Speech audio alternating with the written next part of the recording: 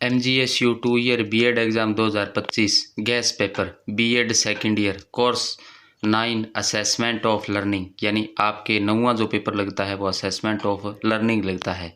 इसी पेपर का gas paper आशा करता हूँ अधिक से अधिक एग्ज़ाम में आपको इस गैस पेपर से लाभ होगा।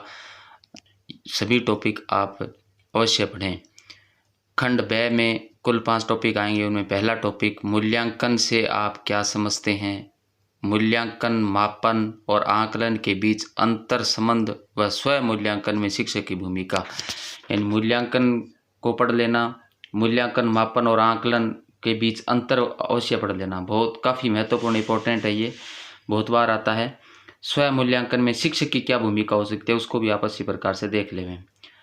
टॉपिक दूसरा, परीक्षण निर्माण के चरण, लिखित एवं मौखिक परीक्षण की प्रकृति। परीक्षण निर्माण के चरणों को आप पढ़ें, लिखित और मौखिक परीक्षण की प्रकृति के बारे में आप निश्चित रूप से पढ़ें, क्योंकि दोनों ही महत्वपूर्ण हैं, दोनों आ सकते हैं, इसलिए आप दोनों टॉपिक अच्छी प्रकार से पढ़ लें। खंड ब के अंतर्गत आपको अथवा में 5 क्वेश्चन मिलेंगे।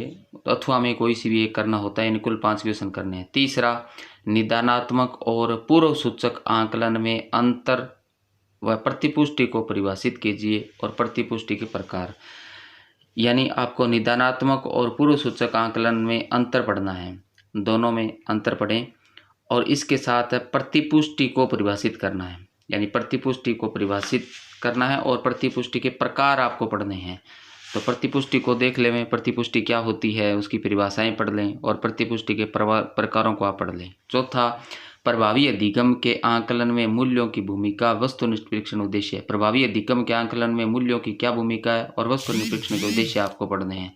पांचवा, किसी एक विषय पर सेमिनार की विस्तृत रूपरेखा प्रोजेक्ट हेतु आकलन का उपयोग कीजिए, यानी 5वें के अंतर्गत भी किसी एक सेमिनार की विस्तृत रूपरेखा आ सकती है, लेकिन प्रोजेक्ट हेतु आकलन का उपयोग, प्रोजेक्ट हेतु आकलन का किस प्रकार उपयोग किया जा सकता है, ये महत्वपूर्ण है, इसको आप अवश्य पढ़ें आप। इसके बाद खंड स जो आता है आपका बड़ा पार्ट होता है और इसमें 3 क्वेश्चन आपको करने होते हैं। छठा टॉपिक, निर्माणात्मक और संकल्पनात्मक मूल्यांकन, यानी निर्माणात्मक और संकल्पनात्मक मूल्यांकन पढ़ना है। इसकी विशेषताएं पढ़नी है, इसकी उपयोगिता पढ़नी है और इसके साथ मूल्यांकन के सिद्धांत पढ़ने हैं आपको और उनकी विशेषताएं पढ़नी है और उनके उद्देश्य स्पष्ट करने हैं। 7वां टॉपिक, निदानात्मक परीक्षण की आवश्यकता, यानी निदानात्मक परीक्षण की आवश्यकता क्यों है, निदानात्मक परीक्षण के महत्व आपको पढ़ने हैं और अध्यापक के लिए इसके उद्देश्य क्या हैं, ये अच्छी प्रकार से पढ़ लें, काफ़ी महत्वपूर्ण है, आ सकता है। अभिक्षमता एवं अभिवृद्धि तथा निर्धारण मापनी, अभिक्षमता और अभिवृद्धि तथा निर्धारण मापनी को भी आप पढ़ लें, काफ़ी महत्वपूर्ण है।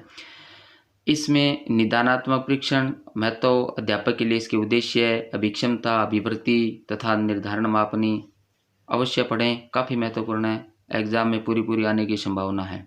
टॉपिक 8वां, ग्रेडिंग सिस्टम और क्रेडिट बेस सिस्टम के बीच अंतर कीजिए। ग्रेडिंग सिस्टम के महत्व और क्रेडिट बेस सिस्टम के फायदों को भी लिखिए, काफ़ी महत्वपूर्ण है, आ सकता है क्योंकि नई शिक्षा नीति के तहत ग्रेडिंग सिस्टम और क्रेडिट बेस लागू किया गया है, तो इसलिए क्वेश्चन महत्वपूर्ण है और इसको आप अवश्य पढ़ लें।